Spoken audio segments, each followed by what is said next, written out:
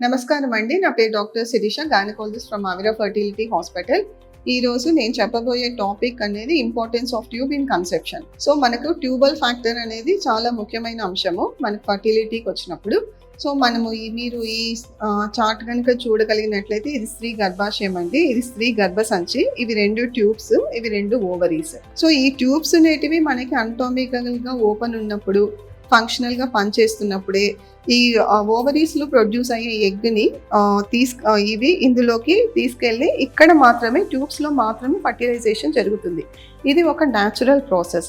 So ఈ tubal factor destroy అయినప్పుడు మనకి ఒక ఆప్షన్ ఉంటుందండి, వాళ్ళకి IVF అని ఒక ఆప్షన్ ఉంటుంది. సో ఈ ట్యూబల్ ఫ్యాక్టర్ దేనివల్ల పుట్టుకతో ఎవరికి డ్యామేజ్ ఉండదండి, అందరికీ కూడా కంజనిటల్ అనామలీస్ లేకపోతే పుట్టుకతో 2 ట్యూబ్స్ నార్మల్గా ఉంటాయి. కానీ కొన్ని కండిషన్స్ వల్ల ఉండేసేసి ఈ ట్యూబ్స్ 2 ఉండి డ్యామేజ్ అయ్యే అవకాశాలు ఉంటాయి. అందులో ముఖ్యంగా మనము చెప్పుకున్నది పిఐడి ఉండేసేసి సెక్షువల్లీ ట్రాన్స్మిటెడ్ డిసీజెస్ వల్ల వస్తుంది. దాంట్లో ముఖ్యంగా చెప్పుకోదగ్గది క్లెమిడియా అండ్ గనేరియా. తర్వాత ప్యూరెప్రల్ సెప్సిస్ అంటే డెలివరీ అయిన తర్వాత వచ్చే ఇన్ఫెక్షన్. తర్వాత ఉండేసేసి పోస్ట్ అబార్టల్ సెప్సిస్. సో ఇవి 2 అబార్షన్ కానీ డెలివరీ కానీ ఒక ఏసెప్టిక్ కండిషన్స్లో కండక్ట్ చేయకపోవడము, అన్ఎక్స్పర్ట్ పీపుల్ ఉండేసేసి కండక్ట్ చేయడము, తర్వాత కరెక్ట్ యాంటీబయాటిక్ యూసేజ్ లేకపోవడము.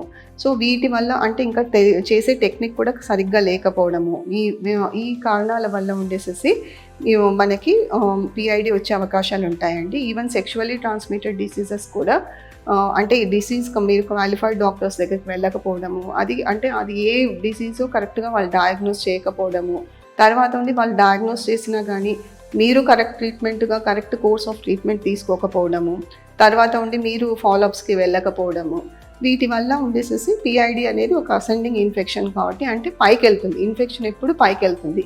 సో మనకి అంటే మన న్యాచురల్ డిఫెన్స్ మెకానిజమ్స్ ఎలా ఉంటాయి అంటే కిందికి షెడ్ ఆఫ్ చేసే విధంగా ఉంటాయి. ఈవెన్ మన సీలియరీ మూవ్మెంట్ కూడా to the downward propulsion and endometrial lying కూడా అంటే ఎవ్రీ మంత్లీ మెన్స్ట్రువేట్ అవ్వడము. సో ఇవన్నీ ఉండేసేసి అంటే సర్విక్స్లో ఉండేసి మ్యూకస్ ప్లగ్ ఉండడము. సో ఇవన్నీ ఇంకొకటి వజైనల్ అసిడిటీ, ఇవన్నీ న్యాచురల్ డిఫెన్స్ మెకానిజమ్స్. సో ఈ న్యాచురల్ డిఫెన్స్ మెకానిజమ్స్ ఓవర్కమ్ అయ్యి అంటే మనకి ఇమ్యూనిటీ తగ్గిపోవడం, జనరల్ బాడీ ఇమ్యూనిటీ కూడా తగ్గొచ్చు. అంటే లైక్ HIV ఇన్ఫెక్షన్స్, ఇటువంటి TB కండిషన్స్, అంటే మనం కరెక్ట్ డైట్ తీసుకోకపోవడము, ఒబిసిటీ, స్మోకింగ్, ఇలాంటి చెడు అలవాట్లు ఉండడము. సో ఇలాంటి ఇంకా యాడెడ్ టు దట్ అన్ప్రొటెక్టెడ్ ఇంటర్వెన్షన్స్కి వెళ్ళడము, మల్టిపుల్ పార్ట్నర్స్ ఉండడము, సరైన ఉండేసేసి జెనెటల్ హైజీన్ లేకపోవడము, మెన్స్ట్రువల్ హైజీన్ లేకపోవడము, వీటి వల్ల ఉండేసేసి ఇన్ఫెక్షన్స్ వచ్చే అవకాశం ఉంటుందండి. సో ఈ ఇన్ఫెక్షన్స్ వచ్చాక మనకి లోపల సీలియర్ డ్యామేజ్ అయిపోతుంది. సీలియర్ డ్యామేజ్ అయినప్పుడు మనకి ఎగ్ ప్రొపల్షన్ అనేది జరగదు. ఎగ్ ప్రొపల్షన్ జరిగినప్పుడు స్పర్మ్ అవైలబిలిటీ ఉన్నా కానీ ఎగ్ అవైలబిలిటీ ఉండదు కాబట్టి ఫర్టిలైజేషన్ అనేది జరగదు. సో మనం IUI లాంటి ప్రొసీజర్స్కి ట్యూబల్ ఫ్యాక్టర్ అనేది the most important point. So ఈ ట్యూబ్స్ 2 కనుక అంటామికల్గా ఓపెన్ ఉండకపోయినప్పటికీ ఫంక్షనల్గా పనిచేయనప్పుడు మనకి IUI సక్సెస్ అనేది ఉండదు. సో ఇది ఒక కారణము. PID ఒక ముఖ్య కారణం అయితే ఇంకొక కారణము ఎండోమెట్రియోసిస్. ఎండోమెట్రియోసిస్ అనేది ఒక ఇన్ఫ్లమేటరీ కండిషన్. అంటే మెన్సెస్ అయినప్పుడు ఎండోమెట్రియం కిందికి షెడ్ ఆఫ్ కావాలి, కానీ అది రివర్స్గా ఉండేసేసి బాడీలోకి వెళ్ళిపోతుంది, అంటే కడుపులోకి వెళ్తుంది, అది ట్యూబ్స్ గుండా వెళ్తుంది. అట్లాంటప్పుడు మనకి ఈ ట్యూబ్లో ఉన్న సీలియర్ డ్యామేజ్ అవ్వడం జరుగుతుంది. సో ఈ సీలియర్ డ్యామేజ్ అయినప్పుడు మనకి ఫంక్షనల్ ట్యూబ్ అనేది ఫంక్షన్లెస్గా ఉంటుంది. సో అలాంటప్పుడు కూడా మనకి ఈ న్యాచురల్ ఫర్టిలైజేషన్ ప్రాసెస్, IUI ప్రాసెస్కి వాళ్ళు అనర్హులు. తర్వాత ఉండేసేసి ఈ ఎండోమెట్రియోసిస్ జరిగినప్పుడు లోపల షెడ్ ఆఫ్ అయిన బ్లడ్, అంటే కడుపులో ఉండేసేసి బ్లడ్ అనేది ఎవ్రీ మంత్ అవుతుంటుందండి. అలాంటప్పుడు ఇవి ఒక అడిషన్స్ ఫామ్ చేస్తాయి. సో ఈ అడిషన్స్ ఫామ్ చేసినప్పుడు మనకి ట్యూబ్ మూమెంట్స్ అనేటివి సరిగ్గా జరగదు. ఇప్పుడు మన కడుపులో ఉండేసేసి ప్రతి ఇంటెస్టైన్ ఎగ్జాంపుల్, ఇంటెస్టైన్ ఉన్నప్పుడు మనకి వాటిల్లో కదలికలు ఉంటాయి, స్మూత్ మజిల్స్ ఉంటాయి కాబట్టి వాటిల్లో కదలికలు ఉంటాయి. సో అలాగే ఈ ట్యూబ్ కూడా కదులుతుందండి.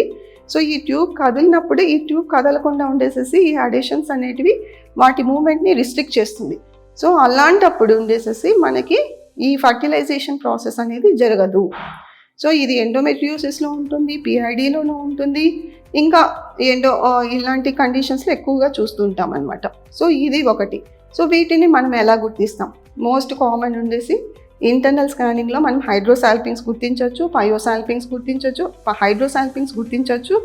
తర్వాత ఉండేసేసి హిస్ట్రోస్కోపీలో ఉండేసేసి మనకి కాన్వలెంట్ బ్లాక్ ఉండొచ్చు. అంటే మనం ఒక చిన్న ప్రొసీజర్స్ అంటే SIS, ఇంకొకటి మనం హిస్ట్రోస్కోపీలో ఉండేసేసి డై టెస్ట్ అని చేస్తాము. సో ఇలాంటి టెస్ట్లలో ఏమవుతుంది అంటే ఈ కాన్వలెంట్లో ఉండేసేసి మ్యూకస్ ప్లగ్స్ ఉన్నప్పుడు అవి మనము ఫోర్స్గా సెలైన్ పుష్ చేసినప్పుడు ఇవి మ్యూకస్ ప్లగ్స్ ఉండేసేసి ఇవి పోతాయండి.